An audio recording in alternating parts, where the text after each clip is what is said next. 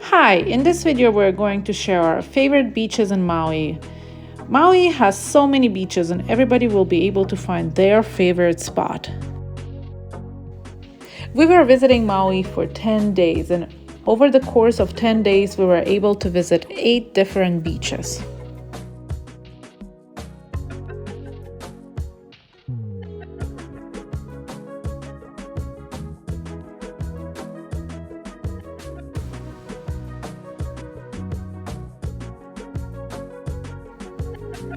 I'm going to start off with one of our favorite spots, Napili Bay. It's about a short 8 to 10 minute drive from Lahaina. That's where we stayed. You arrive in a beautiful neighborhood and you just start looking for parking. My advice would be to arrive early. When we arrived at about 8:50 in the morning, a lot of street parking was already taken. After that, you walk through a jungle-looking trail to the beach, which is a great spot for pictures, so definitely stop by and take some pictures. Napili Bay is a long stretch of sandy beach and beautiful blue water. It has some corals and was a great snorkeling spot for us.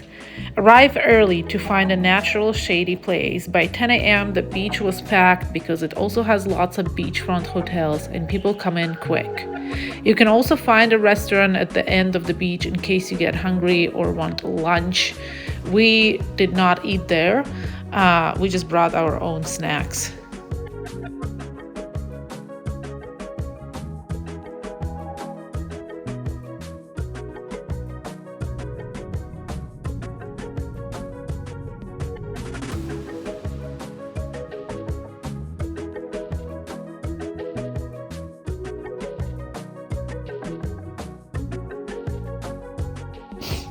Spot number 2 was Kapalua Bay, also a short drive from Lahaina, and it's located pretty much next door to Napili Bay.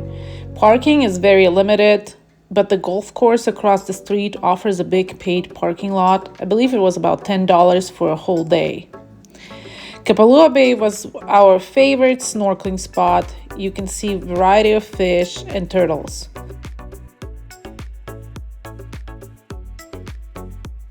The corals are fairly close to the shore, so it doesn't give you a lot of room to jump on some waves or catch some waves, but due to that, the waves were small, which is great if you have smaller kids like we do. Also, the beach doesn't have much shade, so I would recommend arrive early if you want to find a decent spot or bring an umbrella. You can also take a break and go on a stroll through the nearby hotel zone. You can get some great views from the top.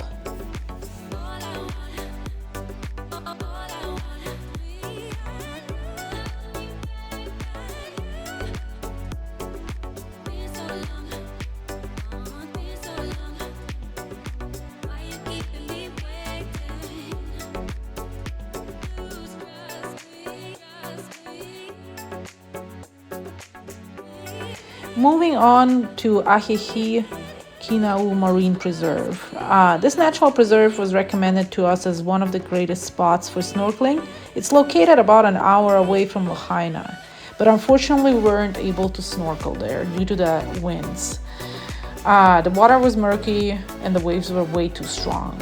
A snorkel report is a great resource and it's pretty accurate, and I would really recommend going off of it. If you snorkeled there before, let me know in the comments below if it's truly worth it. We also were told that you can encounter some black-tip sharks while snorkeling there. Since the weather wasn't really on our side that day, instead we ended up going on a ride through a fancy nearby neighborhood with gated communities.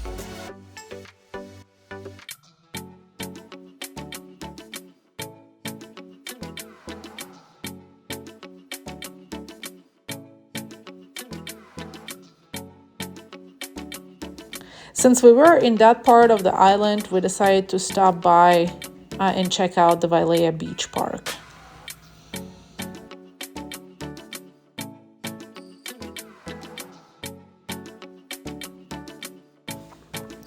Valea Beach Park is very big and wide, and just like the other beaches, it doesn't offer much natural shade. So you either need to come in early again or bring an umbrella with you. Also, our stay wasn't really long due to the waves being just too strong. And once again, if you are traveling an hour drive from another part of Maui to this beach park, go off the snorkel report. It's pretty accurate and it will just save you a trip in case the weather conditions are not great. Instead of swimming, we went on a walk on the Wailea Beach Trail. It's a long trail through the luxury hotel zone with some nice spots for pictures.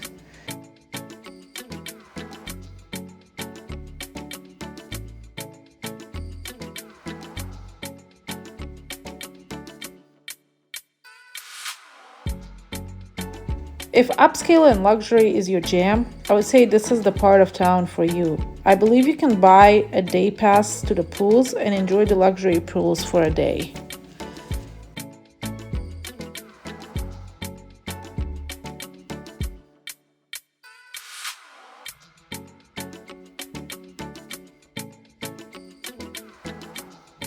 To end the day, on our way home, we stopped by another beach, Keawakapu Beach, for a quick swim and finished it off with a sunset.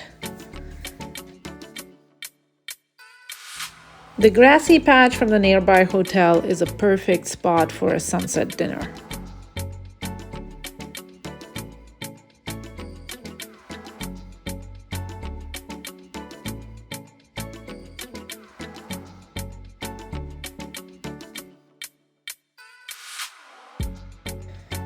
Moving on to Kanapali Beach. Kanapali Beach offers very limited parking, about 6 to 8 spots. We got very lucky and grabbed the last spot. There's a loophole to parking though, if you don't mind walking. You can park at Whalers Village, buy something in the ABC store, and they will validate your park. Kanapali Beach is humongous, very wide and stretched out. There will be no problem finding a spot there. At about 9:30 in the morning, the beach was still pretty empty. Here you can see the famous black rock for cliff jumping. I advise you to be careful as there are no lifeguards on duty at the beach.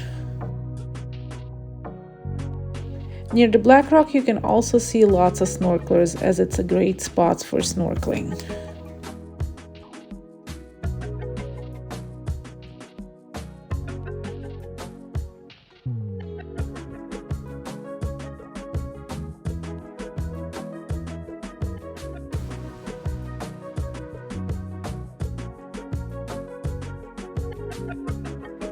This is Whalers Village.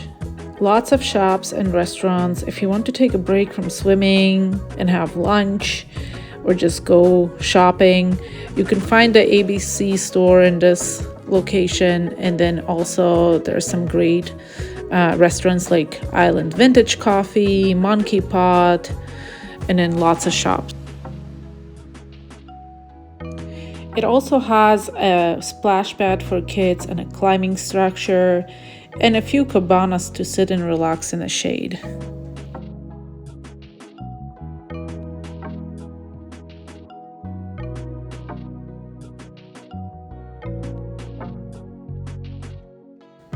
The next beach I would recommend to visit is DT Fleming Beach Park. It is known as the boogie boarding beach. This is the first and only beach I have seen lifeguards on duty, and it offers quite a bit of natural shade.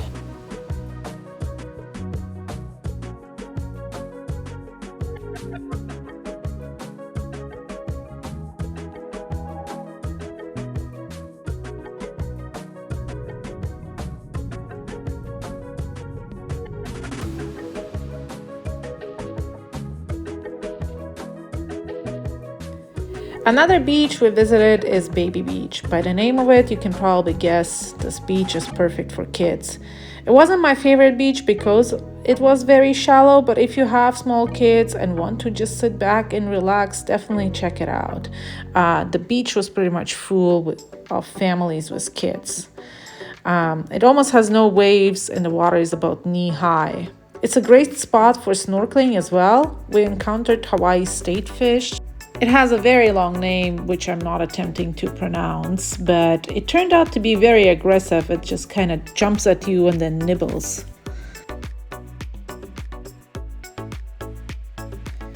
On our last day, we moved into a beachfront hotel on Napili Bay. During our 10-day trip, we changed lodging about 3 times. It was by far our favorite spot, and it felt nice to be steps away from our favorite beach spot.